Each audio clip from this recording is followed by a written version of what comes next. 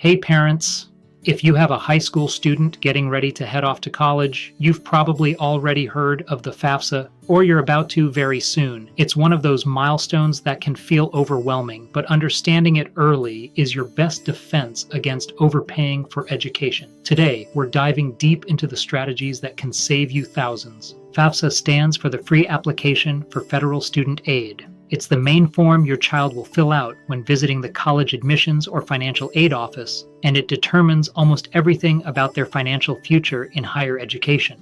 This single form can be the difference between a mountain of debt and a clear path to professional success. We all want the same thing: scholarships and grants first, and to avoid student loans whenever possible. No parent wants their child graduating with a heavy mountain of debt that takes decades to pay off. We want them starting their professional life with a clean slate, focused on their future, not on servicing old loans from their past. It's about building a foundation for them.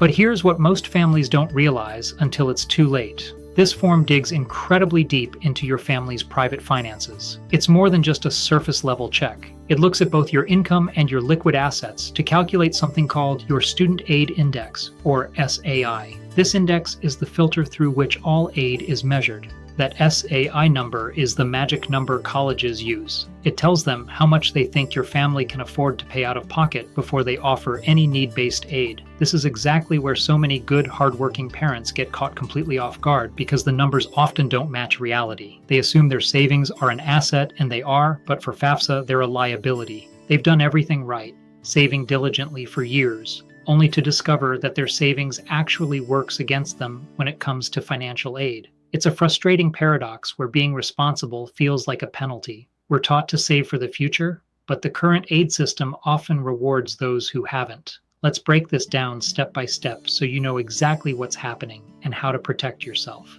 The FAFSA used to call it the Expected Family Contribution, or EFC. Now it's the Student Aid Index. For the 2026-27 school year, they primarily look at two things: your family's income from 2 years prior, called prior year, and your assets on the exact day you file the form.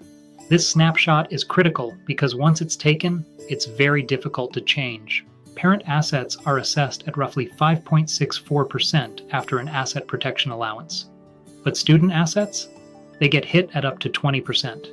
That's a massive difference that can drastically change the aid package based on whose name is on the account. A simple mistake in account ownership can cost you thousands of dollars in lost aid every single year. Here's what that means in real dollars. Every $10,000 sitting in a regular checking account, savings account, CD, brokerage, or mutual fund can increase your SAI by $500 to $600 or more. That's money you have to pay before the school offers a single dollar of aid. Over 4 years, that $10,000 savings could cost you $2,400 in aid. Most families keep their money in these fully visible accounts because that's what they know. What they don't realize is that the asset protection allowance has been shrinking over the years, making more of your money visible and vulnerable to these calculations. The rules have changed, but most families' savings habits haven't caught up yet.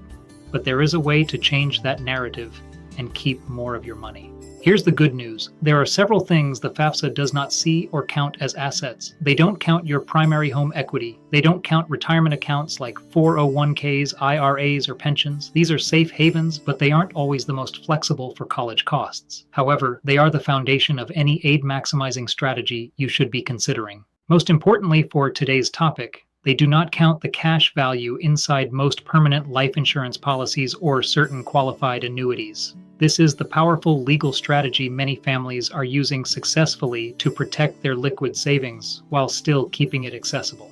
It's about moving money from a visible bucket to an invisible one while maintaining full control and growth potential. The Department of Education explicitly states that the cash value of permanent life insurance policies is not a reportable asset on the FAFSA. This includes whole life, indexed universal life, and other permanent policies. This isn't a loophole. It's a clearly defined rule in the Financial Aid Handbook designed to encourage families to build long-term security. We're just using the rules exactly as they were written. Many qualified annuities receive similar treatment. By using these vehicles, you are following the rules to your advantage. Let me paint a clear picture with a real-world example of how repositioning can save a family tens of thousands of dollars over the course of a 4-year degree. When you see the numbers, the choice becomes very clear for most parents. Imagine you have $80,000 to $100,000 sitting in a taxable brokerage account. On the FAFSA, that could easily add $5,000 or more to your SAI every single year. For 4 years of college, that's potentially $20,000 or more you could lose in financial aid. That's essentially a 20% tax on your savings just for trying to pay for school. Now picture moving a portion of that money into a properly designed cash value life insurance policy. That money becomes invisible to the FAFSA calculation, yet it continues to grow tax advantaged inside the policy. You can still access it through policy loans when you need it for college costs or other expenses. You haven't lost the money, you've just shielded it from being held against you, and you gain a death benefit that protects your family. Your money is now doing double duty, helping you qualify for more college aid while still building long-term financial security. Your money is not locked away. Policy loans give you flexibility, while the cash value continues working for you, often with better growth than a regular savings account. It's the ultimate multitasker for your finances. Now, a very important warning. This strategy works beautifully for schools that only use the FAFSA, mostly public universities. However, many private and highly selective colleges also require the CSS profile. That form often does ask about life insurance cash value, so you must know your target schools before making these moves. The plan must match the destination. There are also some common mistakes I see parents make every single year. Leaving large balances in checking on the day you file, putting savings in the child's name, or waiting until senior year to start planning. These are all easily avoidable with a bit of proactive strategy and the right guidance. Don't let a lack of planning be the reason your student misses out on aid. Not paying attention to the 2-year income look-back period is another huge one. Families often realize too late that their peak income years are what the colleges are looking at. If you had a one-time bonus or sold an asset 2 years ago, it could affect your aid today. Understanding the timing is just as important as understanding the assets themselves. Timing is everything in the FAFSA world. One family I worked with had roughly $90,000 spread between brokerage accounts. After repositioning a portion into a properly structured insurance vehicle, their SAI dropped significantly, and they unlocked over $24,000 in additional need-based grants over 4 years. That family is now breathing much easier, knowing their students' education is funded without draining their retirement. They were able to achieve this while their money continued to grow in a safe environment. It's about being smart with the tools available to you. College is one of the biggest expenses you will ever face, but with the right knowledge, you can protect what you've worked so hard to save. You don't have to choose between your retirement and your child's education. You can have both. By understanding the student aid index and how assets are weighted, you can potentially qualify for significantly more aid. This isn't just about saving money. It's about making sure your child has the best opportunities without sacrificing your own financial stability. It's a win-win for the whole family, ensuring a brighter future for the student and a secure retirement for the parents. Another critical area many families overlook is the impact of assets owned by others, like grandparents. For a long time, 529 plans owned by grandparents were a major hurdle, as distributions were counted as student income. While rules have shifted recently to be more lenient on the FAFSA, they still carry significant weight on the CSS profile. Knowing who owns what and when to use those funds is a vital piece of the puzzle. If you're a small business owner, the FAFSA rules can be even more complex. Previously, many small family-owned businesses were excluded from the asset test. However, new changes have altered how business value is reported. Understanding these nuances is essential for entrepreneurs who want to ensure their business's success doesn't inadvertently block their child's access to financial aid. Your hard work shouldn't be a barrier. I mentioned the asset protection allowance earlier, and it's important to understand just how much it has shrunk. A decade ago, families could shield a significant portion of their savings. Today, that allowance is at near record lows. This means more of your checking, savings, and brokerage balances are being hit at that 5.64% rate. The system is essentially forcing more of your savings into the calculation. The 2-year look-back period for income can be a double-edged sword. If your income has dropped significantly since that look-back year, perhaps due to a job change or medical issues, you have the right to appeal to the financial aid office. This is called a professional judgment review. Knowing how to present your case and provide the right documentation can often lead to a much better aid offer than the initial calculation suggested. I want to stress again that your school list dictates your strategy. Public universities almost exclusively use the FAFSA. Private colleges often layer on the CSS profile, which digs even deeper into home equity and other non-reportable FAFSA assets. If your child is aiming for those selective private institutions, your asset repositioning needs to be even more precise and started even earlier to be effective. The strategy must be tailored to the goal. One of the biggest mistakes is putting significant assets in the student's name. Remember, student assets are hit at 20% compared to the parent's 5.64%. If you have $10,000 in a student savings account, it could cost you $2,000 in aid. Moving those funds into a parent-owned account or an invisible vehicle can immediately improve your eligibility. Don't let your child's savings work against them. Don't think of your first financial aid offer as final. You can and should appeal if your circumstances have changed or if you have competing offers from other schools. This is a negotiation. Schools want your student, and if you can show a legitimate need or a better offer elsewhere, they may find additional grants or scholarships to make it work. Never be afraid to ask for more. The worst they can say is no. To wrap up our strategy session, let's look at the invisible portfolio.